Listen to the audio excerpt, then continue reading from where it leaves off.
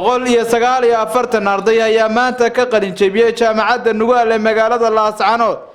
waxaana munaasabad ballaaran oo ardaydaasi ay u qabteen maamulka jaamacaddaasi ka soo qayb galay wasiir ku-xigeenka wasaaradda gaadiidka iyo horumarinta jidadka Soomaaliland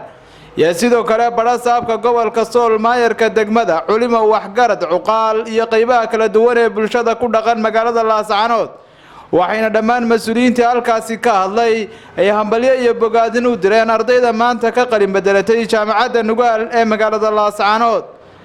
ugu horreynna waxaa ka warbixiyay marxaladaha kala duwan ee jaamacaddu soo martay iyo ardaydan maanta qalin bedelanaysa gudoomiye ku-xigeenka jaamacaddaasi jaamacadaha islaamiga ee Afrika waxay ka mid tahay ururka jaamacadaha caalamiga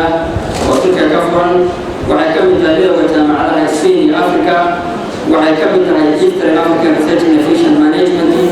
oo bariga Afrika dawladaha oo dhan ay ku jiraan waxay ka mid tahay ururka jaamacadaha carabta oo in la soo kormeeriyo wali madalada oo uga maadeen jaamacadaha ay jaamacadaha ka leedahay aad u badan waxaa ka cusub kara jaamacadda Leachima oo Turkiga ku taala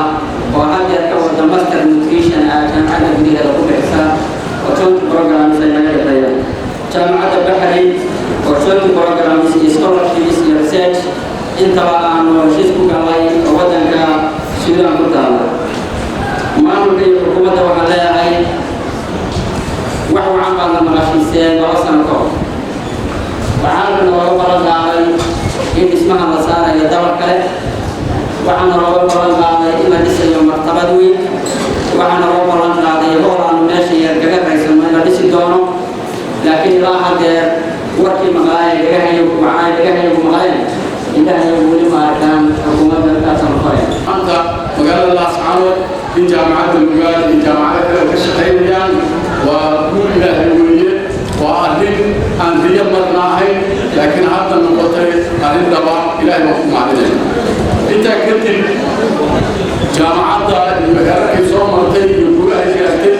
fulinta ayaa u dirin doonaa iyo jaamacadda gudoomiyaha oo sheegay uu ku leeyahay jaamacadda dhismaha oo ka qayb qaadanayna insha Allah taala howl muuqda oo ku yeelan doona haddii hadda waxa weeye halka wax laga magacaabana anigu waxaan isleeyahay insha Allah taala toobka kulay ku horeeya uu dhisi doono jaamacadda shirkadda Melis Salaam baan kala bixiyay insha Allah taala diyaarna hadii la bilayo Allah idin barakeeyo wixii aad ka barateen jaamacadda Nugaal ee magaalada Laascaanood iyo magaalada Buuroodle iyo meelaha kale ee aad isaga tiriba bulshada qaybta aadtay ama shaqaato ama aqoonta ku jira waxaan leeyahay oo tusinaya inaan ku xisaaga bulshada iyo ku faa'iideysta waxaan leeyahay maantii hambalyo waxaan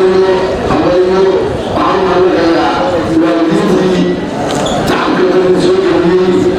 ilaa kii waalidkii baa leeyahay dhammaantiin waxaan leeyahay tacabkii masaakiin waxaa loo baranaa insha Allah hilibteena ilaa sinjiga ama sheegay ilaa aqoontii meel iska dhigay hore ay u soo socotaan hilibteena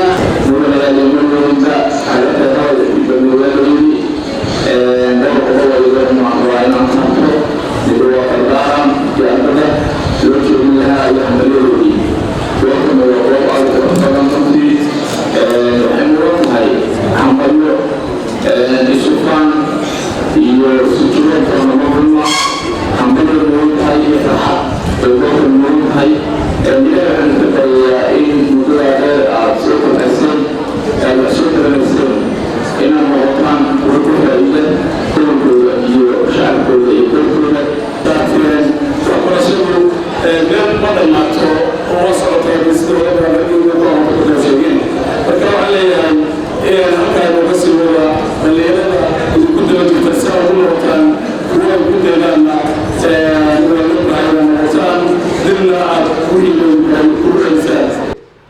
محمود قري ساب TV Laascaanood